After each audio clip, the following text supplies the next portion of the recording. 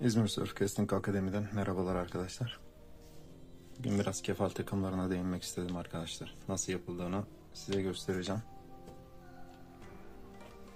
2-3 tür kefal takımı göstereceğim. Öncelikle tatlı su veya denizde de avlanabilirsiniz, fark etmez. Şu tarz klipsler var arkadaşlar, snapleri. Bu şekilde takabilirsiniz şuraya. Bunun iki tarafı da açılır. Görüyor musunuz? Buradan şu şekilde esnettiğiniz zaman açılır. İki tarafta açıldı gördüğünüz gibi. Şamandıramızı şu şekilde arkadaşlar takıyoruz içine ve geçiriyoruz.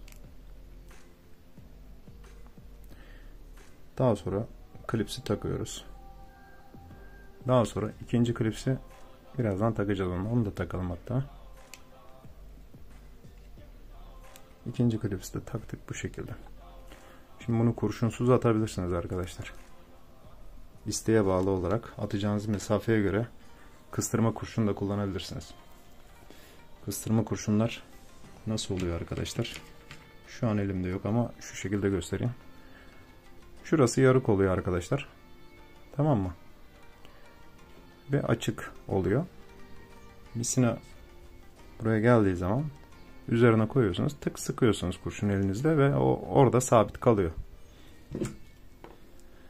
Her ürün arkadaşlar mesela üstünde kaç gram şey olacağını yazmış. 6 gramdan sonra batar demek istiyor.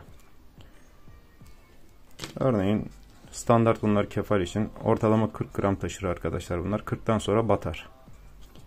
Bu da öyle bir bilgi. En azından lazım olur bilmeniz. Şimdi hangisini yapalım? Önce arkadaşlar şunu göstereyim ben size. Şurada misina olacak. Arkadaşlar misina olarak ben gösterme amaçlı zaten. Çok bir misina kullanmayacağım şu an. Siz fluorokarbon 0.18 ile 20 arası kefal için ideal, ince, görünmez de kullanabilirsiniz. Öncelikle misinamızı ikiye katlıyoruz. Şu şekilde ikiye katladık. Arkadaşlar biri burada bitiyor. Kısa kalacak. Unutmayın. Şu şekilde. Bu kısa bitti burada. Hemen arkasından uzun. Yani 40 santim olan uzunluk devam edecek. O da burada bitecek zaten. Yani biri uzun 20-25 santim kadar. Diğeri ise ortalama 40-45 santim kadar. Balığın hangi su seviyesinde gezdiğine göre zaten görüyorsunuz suyun içinde veya gözlemliyorsunuz veya tahmin ediyorsunuz. Ortalama derinliğe göre ona göre belirleyip siz uygun olan seviyeyi ayarladınız. Ama ortalama bu seviyeler ideal. Arkadaşlar buradan bir balon yapıyoruz. Bir kasa düğümü yapıyoruz. 3 kere, 5 kere, 6 kere çevirmemize gerek yok. Bir turda yeterli olur. Daha sonra bunu sıkıyoruz. Islatarak sıkmayı unutmayın arkadaşlar. Yoksa misinanız yanar. Daha sonra arkadaşlar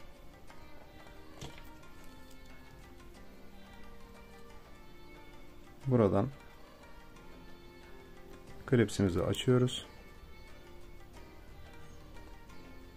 Misinamızı buradan tık diye geçiriyoruz.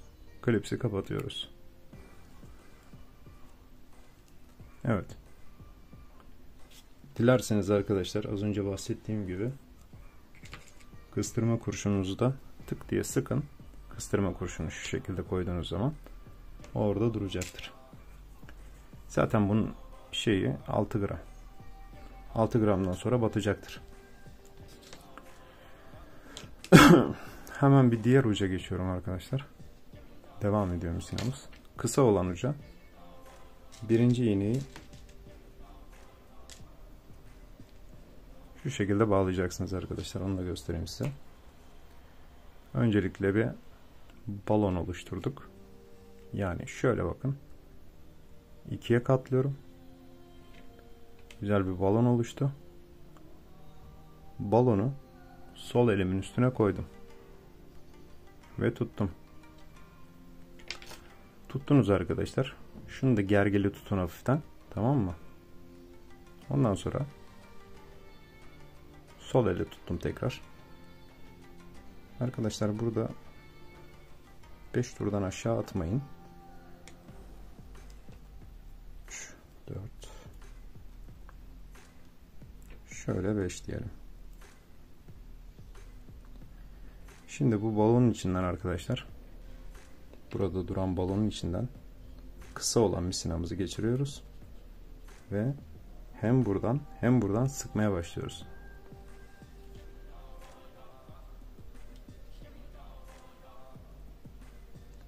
Bu şekilde sıktığınız zaman arkadaşlar misinayı iki kanattan sıktık. En önemlisi misinayı şu şekilde tutarken arkadaşlar öne doğru gelmeyecektir artık zaten. Yana doğru sıkacaksınız arkadaşlar. Dikey çekmeyin. Şu şekilde yana doğru sıkın. Tam oturmasını sağlayın. Artık iyicene sıkıldığı için pala kısmından kaçmayacaktır. Sonradan bunlar önemli anekdotlar arkadaşlar. Sonra yani balık neden kaçtı veya iğne yerinden çıkmış gibi şeylere maruz kalabilirsiniz. İlk önce yana sıkıyorsunuz. Tırnağınızla şöyle sıkıca tutarak, hatta yana doğru. Zaten burayı da tuttuğunuz için sıkıntı yok. Hemen sonrasında şu şekilde artık asılabilirsiniz. Bu çok sağlam oldu arkadaşlar. Hiçbir sıkıntısı yok. Çok güzel bir bağlantı oldu. Evet arkadaşlar. Kefal avındaki birinci metodumuz bu şekilde olacak. Daha sonra kestik. Kestikten sonra arkadaşlar burayı yakmanıza gerek yok. Ama bunu yine de şu şekilde elinizi ters yöne doğru bir şöyle bastırın. Çünkü misina kırılma yaşadığı zaman daha da sağlıklı olacak. Dilerseniz yakabilirsiniz. Çok böyle daha sağlıklı falan olsun diyorsanız. Mutlaka iğneler keskin olmalı arkadaşlar. Bak elime attığım gibi girdi. Hatta canım yandı şu anda. Kefal zaten arkadaşlar ürkek bir balık. Aynı zamanda emciklemeyi seven bir balık. Böyle tutup da yemi lop diye alacak da siz de aldım falan sonra tasmalayayım yok arkadaşlar. Kefal avında hayvan emciklemeye başladığı anda, oynatmaya başladığı anda arkadaşlar zaten bu oynayacaktır. Hemen tasmayı vuracaksınız arkadaşlar. Daha sonra arkadaşlar birinci kösteğimizi bağladık. Sıra ikinci kösteğimizde. İkinci kösteğimiz için de yine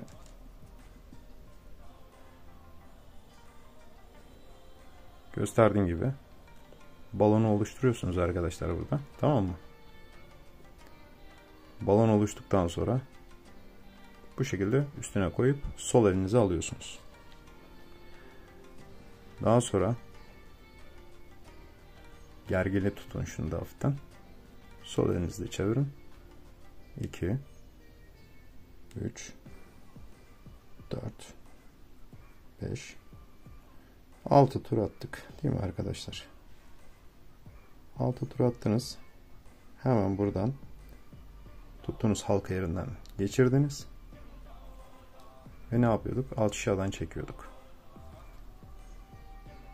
Çektik. Çektik. Evet. Şimdi arkadaşlar tekrar aynı şekilde sola doğru sert bir çekiş. Sonra düz bir çekiş. Sonra arkasından hemen artık dibe doğru sağlam, en sağlam çekişinizi yapın. Yine misineyi unutmayın. Elinizde hafiften böyle ıslak olursa değdirirseniz buraya olası yanmaları da engeller. Daha iyi olur. Bunu da buradan kesiyoruz. Şimdi kefal avlarında arkadaşlar iğne boyları çok önemli.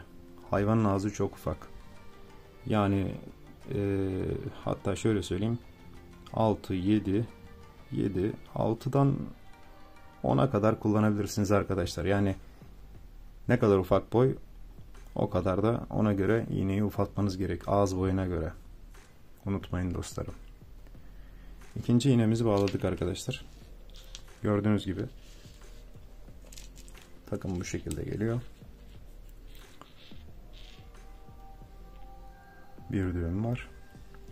Hemen elime takıldı zaten, bakın kısa olan. Bir tanesi neydi? Kısaydı. İkincisi neydi? Hemen onun arkasında. Uzun olan saçak. Bu şekilde arkadaşlar.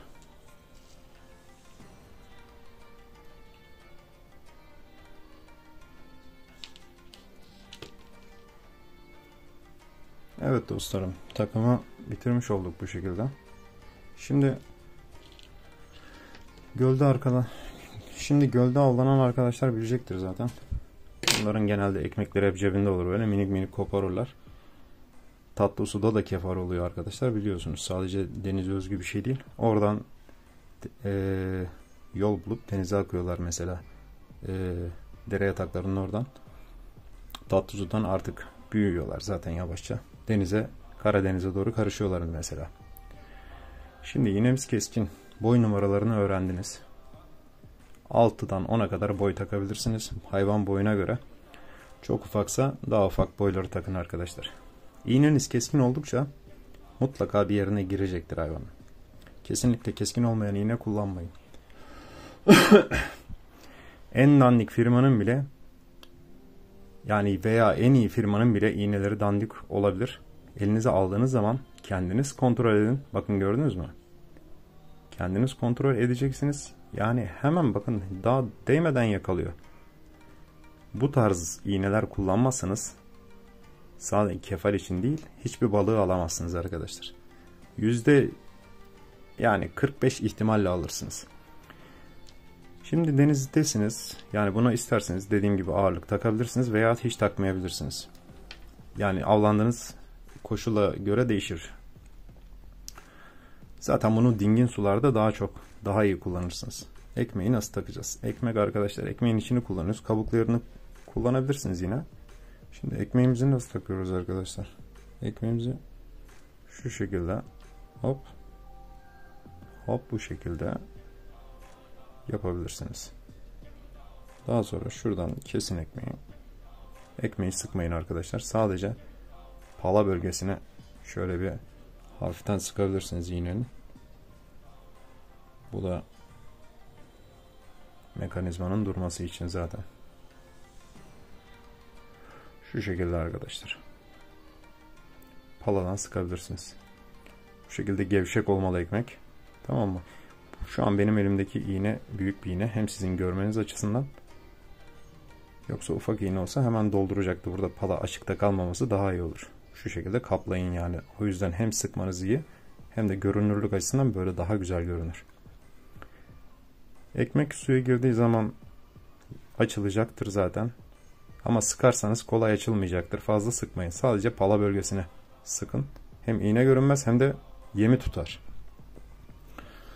Öteki tarafına da aynı şekilde tatbik ediyoruz arkadaşlar. İsterseniz şu şekilde de yapabilirsiniz. Yani ekmeği kabuklu tarafından şu şekilde de takabilirsiniz. Birinciyi attınız, dikişi. Hemen çevirin. İkinci dikişi atın.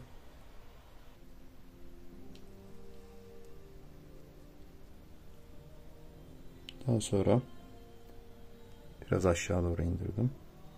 Tekrar bir dikiş daha atın. Bu şekilde ekmek içi açıkta kalacak arkadaşlar. Şurayı hafiften sıkabilirsiniz veya sıkmaya da gerek kalmıyor. Çünkü artık zaten ekmeği sıkmıyorsunuz arkadaşlar, gene aynı şekilde. Bu zaten gene şişecek aşağıda. Tamam mı? Evet, ekmekleri ziyan etmeyelim bu arada. Evet arkadaşlar, bu takım böyle bir takım. Şamandıralı. Şurada bir düğümü var. Kısa ve uzun olarak takım bitmiş oluyor.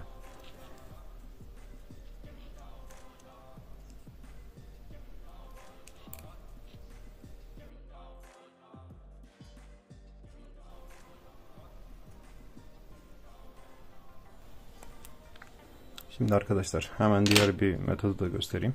Diyelim ki elinizde bu zımbırtı var. Bu şekilde koyun.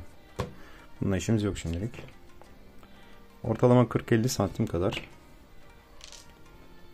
bir misina kesiyoruz arkadaşlar. Misinanız florokarbon olacak. Benim kullandığımdan kullanmıyorsunuz. Kaç santim olacak? 40-50 santim kadar olacak. Tamam mı? Ben kadranın sığması için şu an 40-50 santim yapmayacağım arkadaşlar. Sizin görmeniz için biraz daha kısa tutacağım. Çünkü iğneyi nasıl bağladığımı görmeniz lazım.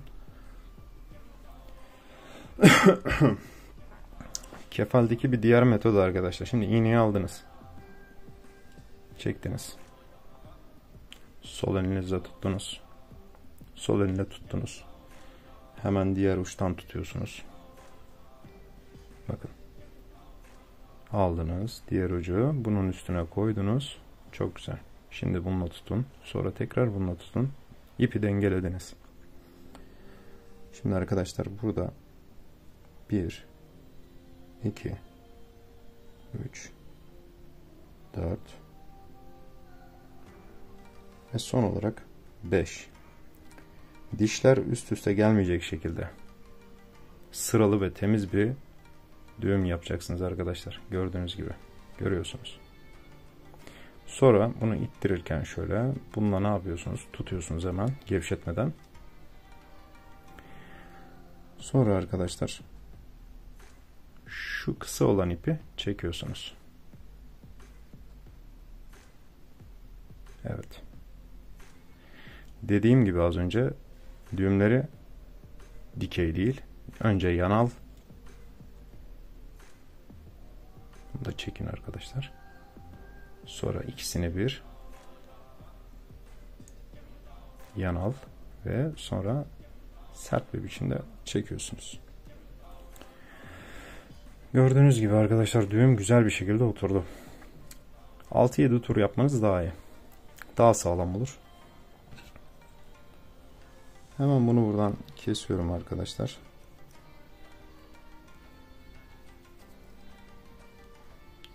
Dipten kestim. Çok güzel oldu.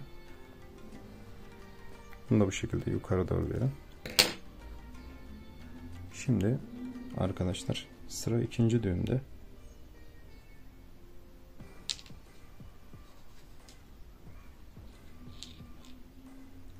Arkadaşlar ikinci düğümü nasıl koyacağız?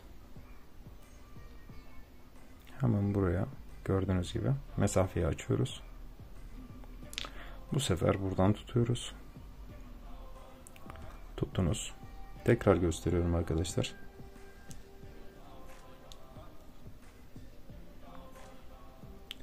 Alıyorsunuz. Ötekinin üstüne koyuyorsunuz. Koydunuz.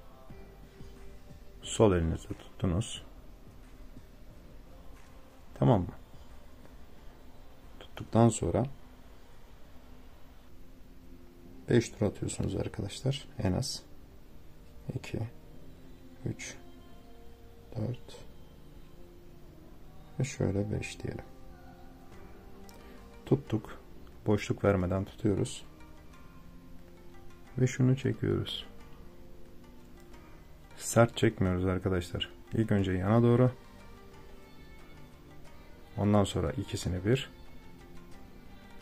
Ondan sonra da son asılmayı yapıyorsunuz. Bu son asılma da önemli arkadaşlar. Düğüm bu şekilde arkadaşlar atılır. Farklı toplara girmeyin yani hiç.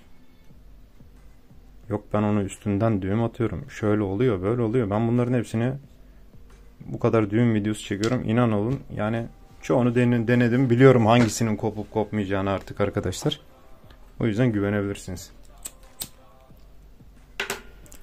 Şimdi arkadaşlarım 2 iğnemizi de bağladık. Tamam mı? Bu şekilde 2 iğne bağlandı. Diğer uca geliyoruz. Bu ucu arkadaşlar. Bunu bağlayacağız. İçinden geçiriyoruz. Kanalımda birçok düğüm videosu bulabilirsiniz arkadaşlar. Hangisini istiyorsanız yani güvendiğiniz düğüme bir karar kılın. Hangi düğümde karar kılacaksınız. Herkesin farklı düğümleri var. Ben birçok düğüm gösterebilirim yaparken. Siz onlara aldanmayın ama güvenilir düğümleri gösteriyorum şu anda. Onlar da sağlam düğümlerdir. Kopmaz, açılmaz. Birkaç tur attıktan sonra arkadaşlar içinden geçiriyorsunuz. Daha sonra ikinci tuttuğunuz, sağ elinizde tuttuğunuz deliğin içinden de bunu geçiriyorsunuz arkadaşlar. Gördünüz sanırım. İçinden geçirdik. Sonra bunu tutuyorsunuz arkadaşlar. Islatmayı unutmayın. Ben ıslatmıyorum. Şu şekilde. Kanaldaki bütün videoları ıslatmadan yapıyorum genelde arkadaşlar. Hem görsel netliği sağlıyor. Böyle daha iyi oluyor. Evet. Bu düğüm de buraya oturdu gördüğünüz gibi.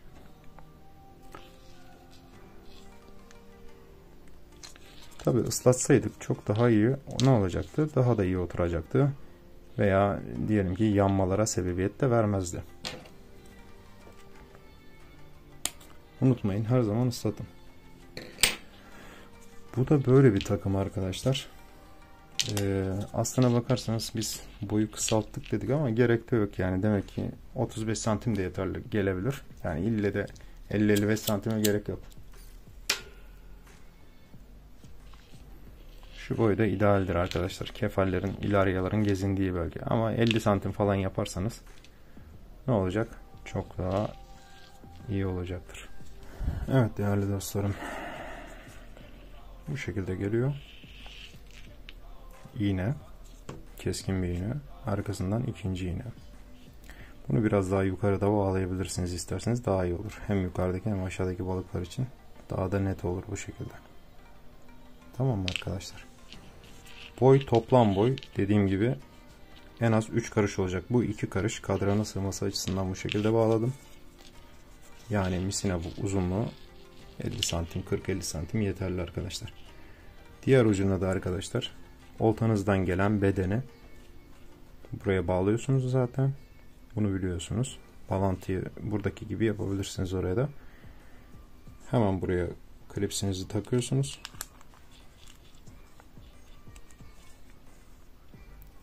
Artık bu şekilde atışa hazırdır arkadaşlar. Bu su üstünde kalacak. Batmayacaktır. Mantar tercihini beyaz yapın. En azından bir ekmekmiş gibi ona da dikkat çekip geleceklerdir. Daha sonra ilk gösterdiğim şekilde de aynı şekilde ekmekleri ne yapıyorsunuz? Tık tık takıyorsunuz. Bu da böyle bir metod arkadaşlar. Bu da etkili bir metot. Şimdi daha etkili bir metoda geçelim. O da güzel bir metot. Bu metodların hepsi etkili arkadaşlar. Şimdi arkadaşlar diğer metoda geçiyoruz. Diğer metot ortalama arkadaşlarım şuradan 1,5 metreye yakın kesin. Fazlasını zaten atacaksınız. Ben artık kadranın sığması açısından şey yapmayacağım. Normal bağlayacağım ben bunları. Çünkü siz zaten artık az önce gördünüz nasıl bağlandığını. Yine iğnemizi alıyoruz. Şu şekilde koyduk. Tuttuk. Hemen diğer uçtan tutarak üzerine ne yapıyoruz? Koyuyoruz. Koyduk. Tamam mı? Tuttuk. Arkadaşlar bu şekilde 2, 3, 4 şöyle 5, 6 diyelim. Siz 5-6 tur atın arkadaşlar. Şu şekilde çektik. İlk önce kenara doğru. Sonra hemen bu şekilde bir sert çekiş. Ondan sonra artık palaya oturtturabilirsiniz arkadaşlar. Tamam mı? Bu şekilde attınız arkadaşlar.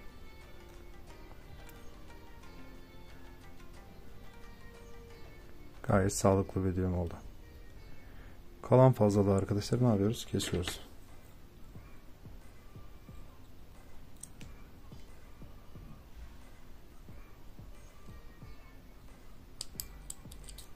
Kestik. İğnelerin aralıkları bu şekilde olacak. Bilginiz olsun bu arada. Bu kadar yeterli. Sıra sıra gelmesi iyi. Daha fazla olması arkadaşlar iğnelerin birbirine girip karışmasına sebebiyet verecektir. Bu da istemediğimiz bir durum olacaktır. Kıbrıs takımları bu şekilde çok fazla ne oluyor? Karışmış oluyor. O yüzden mümkün mertebe daha kısa aralıklarla takımı dizmeye gayret edin. Yine aynı şekilde koyuyorsunuz arkadaşlar. Ötekini alıyoruz. Bunun üzerine koyuyoruz. Koyduk. Daha sonra solla tutuyoruz. Hemen üstüne 1, 2, 3, 4. Siz 5 turdan aşağı atmayın arkadaşlar. Ben göstermek için yapıyorum. Şu şekilde yana doğru çekiş. Sonra dikey bir çekiş. Sonrasında şu şekilde sağlam bir düz çekiş yapıyoruz arkadaşlar. Böylece güzel bir bağlantı elde etmiş oluyoruz.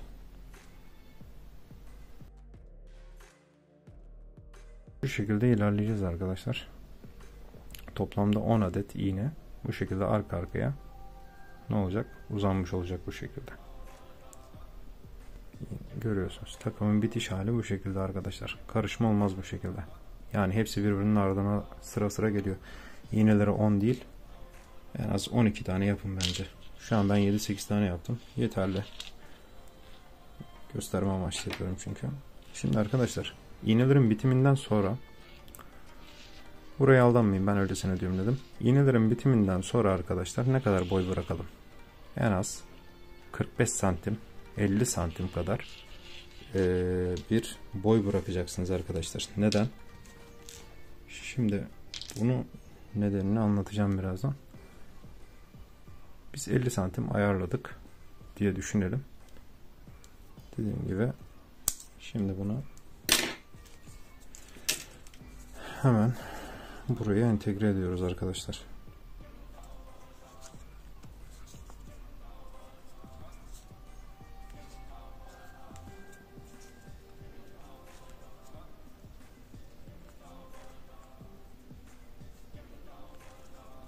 Ne yapıyoruz? Bunun içinden geçiriyoruz.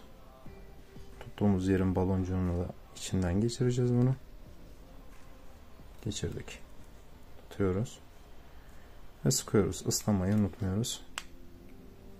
Tamam mı? Ben ıslatmadan yapıyorum biliyorsunuz. Kesinlikle ıslatmadan yapmayın arkadaşlar. Şimdi bu suya atıldığı zaman arkadaşlar nasıl olacak onu anlatacağım size. Bunun arkasına ne geliyor? Hiçbir şey gelmiyor. İsterseniz ana bedeniniz arkadaşlar. Ana bedeninizin bu olduğunu düşünün. Misinadan gelen beden. Makine burada. Makineden gelen beden diye düşünün bunu. Bunun içine bir tane gezer kurşun atabilirsiniz. Ne kadar?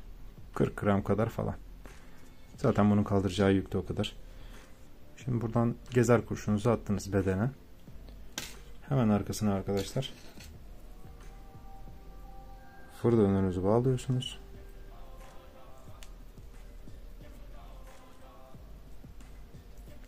Fır döndürünüzü bağladınız.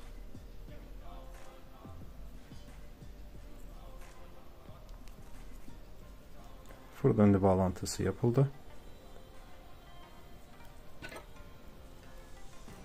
Hemen kesiyoruz fazlalığı. Bu bizim makineden gelen dediğim gibi bedenimiz diyelim, bağladık. Bunu da aynı şekilde buraya bağlıyoruz. Açtık. Bunu da buraya takıyorsunuz arkadaşlar. Takıldı. Şimdi 40-50 santim demiştik bıraktığımızda. Şimdi buna normalde şu şekilde yapabilirsiniz arkadaşlar, biliyorsunuz. Ekmeği bu şekilde sarıp kabuklu tarafı içe gelecek. Ekmek yüzü dışarıda kalacak şekilde yani. Yaptıktan sonra bu şekilde saracaksınız. Ama ben size bu standart sarım arkadaşlar. Genelde ekmeği buna sararlar. Sonra da bu şekilde üstüne ekmeği şöyle şu şekilde batırarak Şu şekilde batırarak, şu şekilde batırarak döne döne döne döne döne. Tamam mı arkadaşlar? Şöyle yaparlar.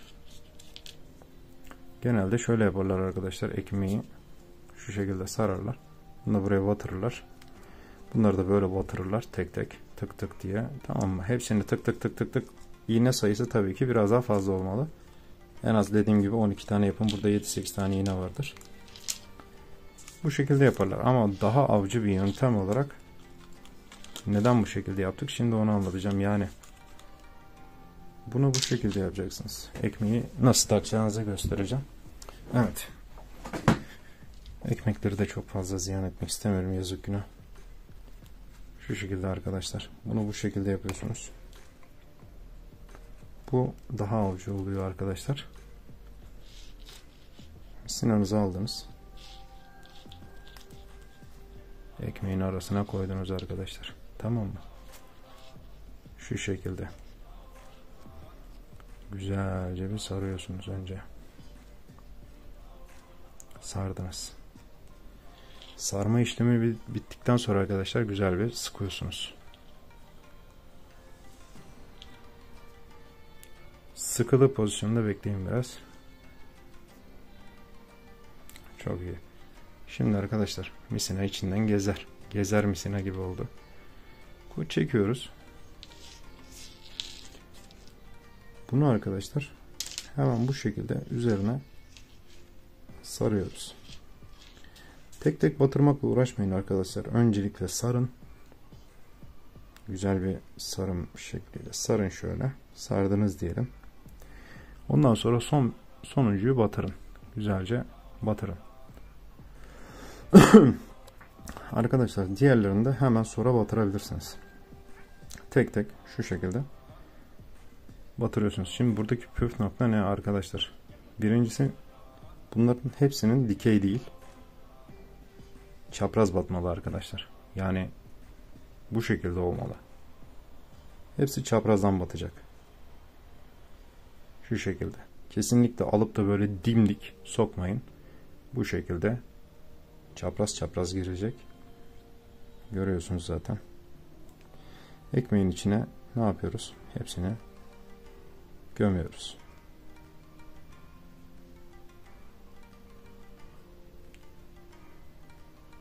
Evet. Dediğim gibi iğne sayısını fazla tutun. Burada 8 tane falan var. Siz 10'dan aşağı yapmayın. 10 veya 12. Arkadaşlar bu tamamdır. Bu şekildedir. Görmüş olduğunuz gibi mükemmel avcıdır. Bunu bu şekilde yapacaksınız arkadaşlar. Suya attığınız zaman arkadaşlar ekmeğin zaten şu an içinde kalan hava kabarcıkları ve kendi en azından burada 50 gram 60 grama yakın ekmek var zaten. Bunu rahat fırlatırsınız. Yani şöyle bir şey. Kıyı mesafesinden çok uzaklara fırlatmayacaksınız zaten arkadaşlar. Kefal açıkta olan bir hayvan değil o kadar. Çok açıklardan kefaller getirmeye çalışmaya gerek yok. Genelde kıyı balıklarıdır. Genelde kıyılarda dolanırlar. Çok da kıyı balığı demeyelim de. Genelde kıyılarda dolanırlar. Attığınız zaman arkadaşlar bunu suya. Dediğim gibi bedeni buradan taktınız. Artık atışa hazır. Atışı yaptınız. Bu denize düştü. Bu da batmayacaktır. Bu da batmayacaktır. İkisi birbirinden ayrık olarak ne yapacak? Yüzecektir. Unutmayın bunun rengini de beyaz seçerseniz mükemmel olur. Ama seçmezseniz de çok bir önemi de yok. Evet. İkisi de bu şekilde birbirinden bağımsız olarak yüzecektir. Bu da beyaz olunca kefalin tam dikkatini çekecektir zaten. Sistem bu şekilde arkadaşlar. Bu çok avcı bir takım. En mükemmeli bana kalırsa bu ve şamandıralı sistem diyebilirim. Aslında üçü de mükemmel. Evet. Bu takım böyle bir takım arkadaşlar. Dediğim gibi avcı bir takımdır. Şimdi bir diğerini gösterelim arkadaşlar size. Şimdi arkadaşlar diğer takımı göstereyim sizlere. Şimdi bahsetmiştik az önce. Bu takımda zaten herkesin bildiği takım. Bunu bu şekilde ekmek olduğunu düşünün bu tarafa doğru. Şu an ekmek yetmedi ama ekmeği de ziyan etmek istemiyorum. Siz biraz daha büyük kesip ne yapacaksınız? Koyacaksınız. Aynı şekilde sarıyoruz. İlk önce misinamızı doluyoruz. Doladık. Hemen arkasına bu sefer devam ediyoruz arkadaşlar. Yine aynı şekilde iğnelerimizi ne yapıyoruz? Yanal bir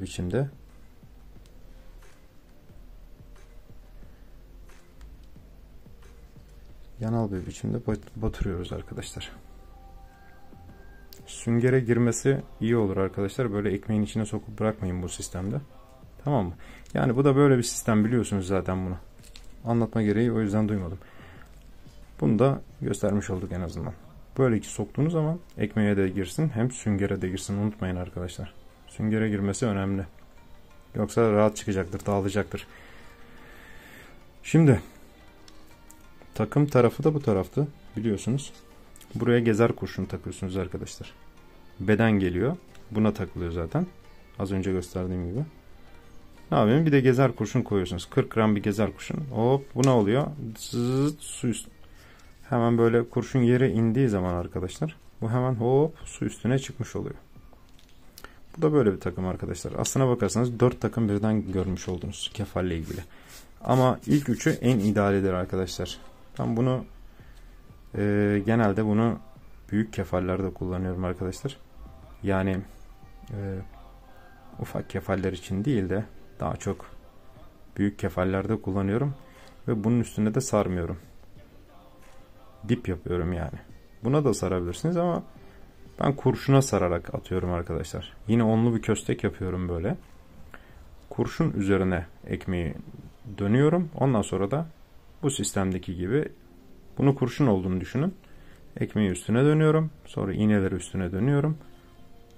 İğnelerimi sıkıştırıyorum ve atıyorum. Bu özellikle büyük kefaller için yaptığım yani dip takımı. Yüzeyde dediğim gibi genelde ufaklar olur arkadaşlar. Büyüklerde kurnaz genelde hep altta olurlar. Onlardan tırtıklanıp düşenleri toplarlar. Kefal ürkek bir hayvan arkadaşlar. Avcılığı zevkli. Ürkek hayvan. Ona göre kıyıya çok yanaşmadan en az 15 metre ileriye atarak arkadaşlar veya 20 avınızı gerçekleştirebilirsiniz. Çok böyle ahım şahım metrajlara atmanıza gerek yok kefal için. Kefalin olduğu yer genelde bellidir. Dediğim gibi 6-7 numaradan başlayıp 10 numaraya kadar iğnelerde yol alabilirsiniz. Balık ufaldıkça iğne boylarında 8, 9, 10 diye ufaltabilirsiniz arkadaşlar. Bu böyle bir takımdı arkadaşlar. 4 takım birden görmüş oldunuz. Nasıl yapıldığını görmüş oldunuz. Hangi iğnelerin kullanılacağını görmüş oldunuz. Nasıl bağlanacağını doğru düzgün görmüş oldunuz. Hepinize teşekkür ediyorum arkadaşlar. Abone olup yorum yaparsanız sevinirim. Kendinize iyi bakın. İyi günler.